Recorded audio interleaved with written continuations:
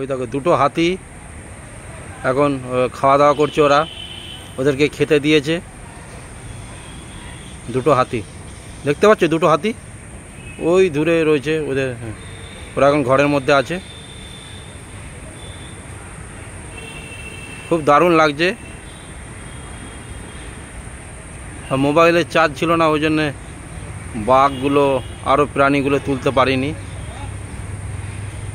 আর সবাইকে এখন কমেন্ট করতে পারছি না, যেহেতু এখন বেড়াতে এসেছি। কিছু মনে করবে না বন্ধুরা, সবাইকে লাইক কমেন্ট করতে পারছি না কিছু।